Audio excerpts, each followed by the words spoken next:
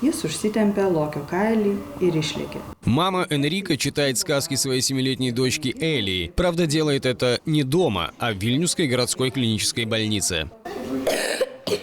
У девочки воспаление легких. Мама рассказывает, что ее дочь начала сильно кашлять и температурить неделю назад. Ребенок был совсем вялым, без сил, еле пила воду, и мы просто заметили, что не хватает жидкости. Температуру мы не могли сбить, самостоятельно измерили ночью, было 42,2 градуса. Когда удалось сбить, утром она все равно оставалась на уровне 39,3 градусов. Мама Элии и не подозревала, что дочь так быстро могла подхватить воспаление легких. Ребенок был абсолютно нормальным, а тут мы уже лежим в больнице под капельницами с двойными антибиотиками. О своем самочувствии откровенно рассказывает и сама Элия. Я немного переживала. Боялась, что что-то будет болеть или что положат в больницу. Сейчас кашля уже нет? Еще немного есть. Воспаление легких поражает не только детей. Вот 38-летняя жительница Вильнюса Рима не могла избавиться от пневмонии целых 6 недель. Женщину мучил зуд в горле, слезились глаза. Она делала тесты на грипп и коронавирус, но результаты были отрицательными. Температура прыгала до 40 градусов. То меня бросало в холод, то становилось жарко, я вся горела. Было ощущение сильнейшей слабости, когда невозможно встать с кровати. Рима не могла понять, что с ней не так. Семейный врач, проверив грудную клетку и легкие, не услышал никаких звуков, которые могли бы указать на воспаление легких. В итоге женщина узнала о диагнозе только спустя 3 недели плохого самочувствия и слабости.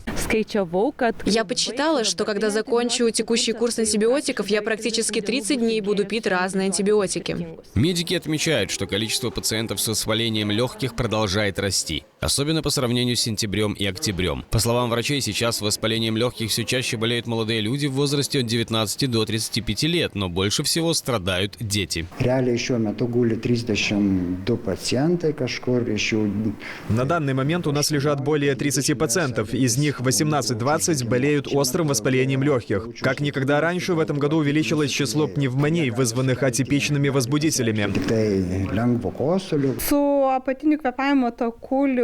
С заболеваниями нижних дыхательных путей к нам поступили более 20 детей, и большинство из них с воспалением легких. Эти инфекции передаются от других людей. Это могут быть кашляющие, больные одноклассники, братья, сестры или родители.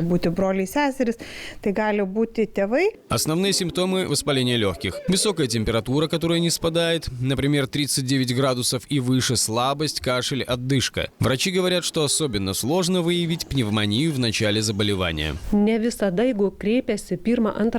Не всегда. Если пациент обращается на первый или второй день болезни, мы можем услышать хрипы. Пациенты говорят: у меня ничего не услышали, но у меня воспаление легких. Первые 48 часов на рентгеновском снимке может не быть видимых изменений или очагов пневмонии. Врачи также отмечают, что пациентам становится все сложнее распознать у себя воспаление легких, так как инкубационный период болезни может длиться до 3 недель. Иногда пациенты с пневмонией говорят: я вообще не кашляю. Молодые люди, которые живут в активном ритме, говорят, что я не часто так себя плохо чувствую. Общий уровень смертности от воспаления легких составляет от 5 до 14%. От тяжелой формы пневмонии умирает 30-40% пациентов. Также воспаление легких может привести к дыхательной недостаточности и сепсису.